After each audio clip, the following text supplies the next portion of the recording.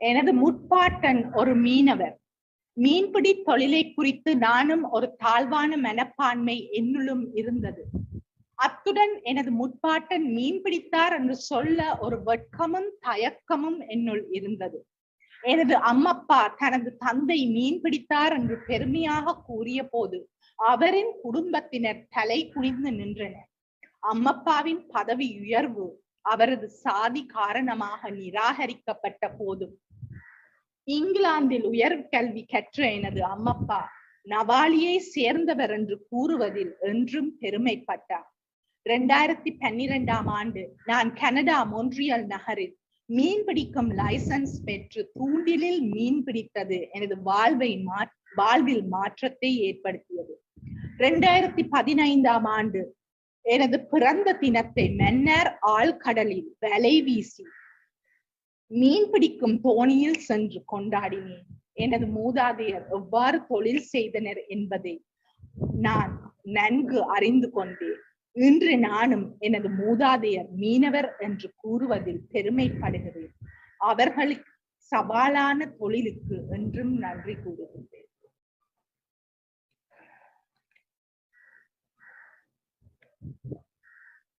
உரையினுடைய எல்லா கவிதைகளும் சமூகத்தில் இருக்க நாங்கள் பெரும்பாலும் பேசக்கூடாது என்று சொல்லப்படும் விஷயங்களை பேசுவதற்காக கொண்டு வரப்படும் கவிதைகள். அதுதான் நாங்கள் ஒரு கவிஞர்களுடைய நாங்கள் மதிக்கப்பட வேண்டிய விஷயம் என்னென்னா, சமூகத்தில் வந்தவர்கள் பேசுறதுக்கு அச்சப்படுகின்ற விஷயங்கள், ஆனால் சமூகத்திற்கு பெரும் பிரச்சனையாக உள்ள பிரச்சனைகள் கவித்துவமாக முன்வைப்பது இருக்க துணிச்சலும் நாங்கள் பாராட்டப்பட வேண்டும். சாதி என்ற பிரச்சனையும் அத்துடன் சிறுவர்களுடைய உரிமைகள் சார்ந்ததான பிரச்சனைகள் அல்லது மறுப்புகள் என்ற ரீதியில் மற்றவர்கள் மீது ஆதிக்கம் செலுத்தப்படுகின்றது போன்ற விஷயங்கள் ஒரு கவிதைகளின் ஊடாக சொல்லப்படும் போது அது வெறும் நிர்மாணத்திற்கு என்று மட்டுப்படுத்தாமல் தன்னுடைய அனுபவங்கள் வெவ்வேறான நாடுகளுடன் வெவ்வேறான சூழல்களுடன் ஒப்பிட்டு பார்க்கக்கூடிய அளவுக்கு கொண்டு வருவது தான் மிக முக்கியமானது. ஒரு தனிப்பட்ட அனுபவம் சமூக அனுபவமாக இல்லாட்டி பொது அனுபவமாக மாற்றக்கூடியதான வாய்ப்பு கவிஞருக்கு கிடைக்கிறது. அவர் உலகத்தின் மீதான அவருடைய பார்வை என்ன என்றது பொறுத்து.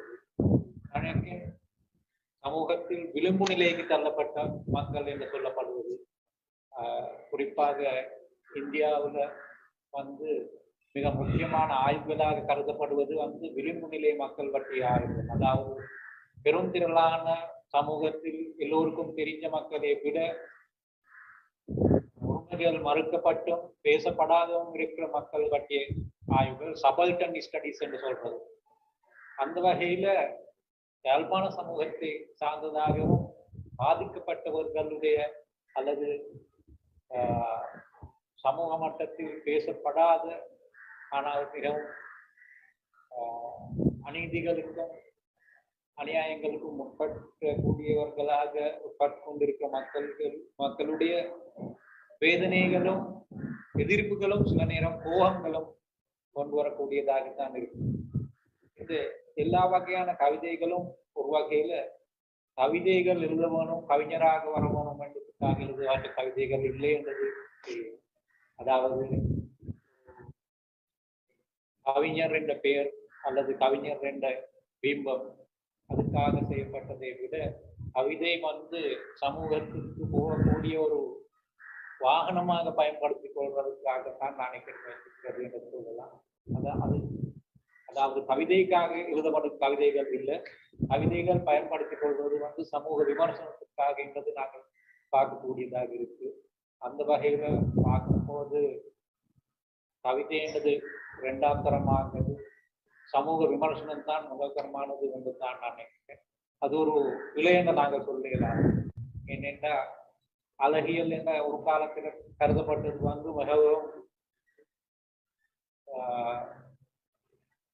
மிகவும் இனிமையான விஷயங்கள் பற்றி கதைக்கிறது தான் கவிதையாக கருதப்பட்டது.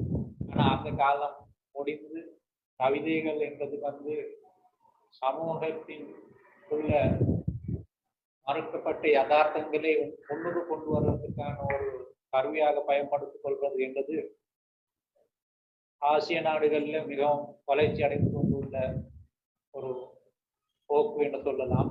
ஆனால் இந்த போக்கு ஆப்பிரிக்கான நாடுகள் பற்றி பார்த்தால் அதுல மிக இந்த காலத்துக்கு முன்பே மிகவும் நல்ல வளர்ச்சி அடைந்தது.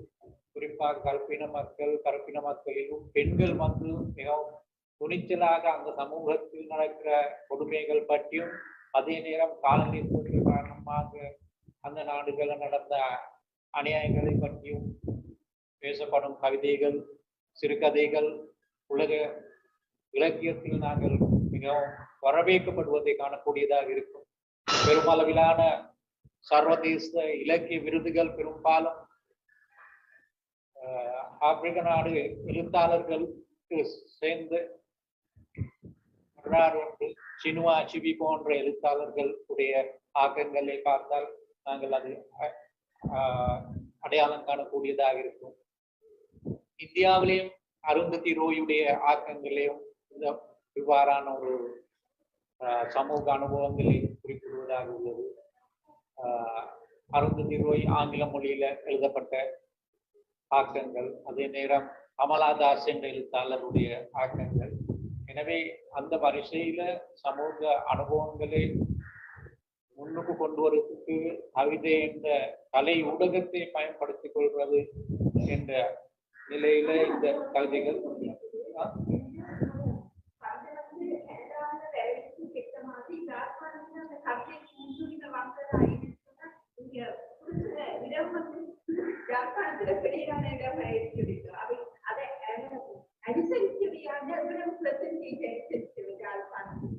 இதுதான் இந்த யாழ்ப்பாணத்துல முதல் தரம் நான் பிரசன்ட் பண்றேன். மற்றது இந்த கவிதை நான் இங்கதான் என்ன சொன்னா, இது நான் அங்கே ஒரு இடமும் சொல்லல. என்னை பொறுத்தவரை இன்னொரு விடயம் அது எனக்கு இந்த தெரபிஸ்ட் சொன்னது ஒரு கவிதை ஒன்று ஒரு பப்ளிஷ் பண்ணி சரியான மோசமான கமெண்ட்ஸ் எல்லாம் சரியான அது அப்படி வரைக்க கொஞ்சம் சோர்ந்து போயக்க அவர் சொன்னார், அந்த கவிதை ஏதோ ஒரு விதத்துல அவர்களை தொட்டிருக்கு. ஒரு ஆள் கோபப்படுறார் அல்லது ஈவன் அந்த கவிதையை கிழிக்கிறார் என்று சொன்னா அது அந்த கவிதை ஏதோ ஒன்றை செய்துட்டுது. அவை கிழிச்சிட்டார் என்று சொல்லி கோபப்படுறார் என்று சொல்லி நீங்க இதென்ன கூடாதுன்னு. அப்ப அதைத்தான் நான் முன்வைத்து நான் இப்ப செய்யறது.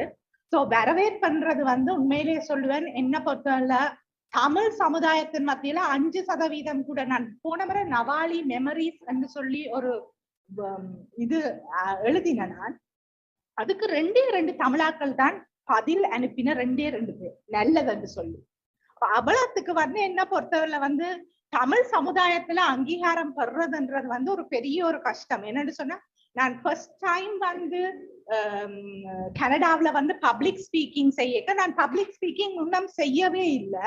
நான் சொன்னேன் இப்படி பேச ஆசை என்று சொல்லி, உடனே ஸ்டேஜ தந்து அவங்க நீங்க யார்ட்ட பிள்ளை, என்ன எஜுகேஷன், என்ன தொழில், இதெல்லாம் கேட்கறல. உங்களுக்கு ஒரு பேஷன் இருக்குன்னு சொன்னா வாங்க செய்யுங்க.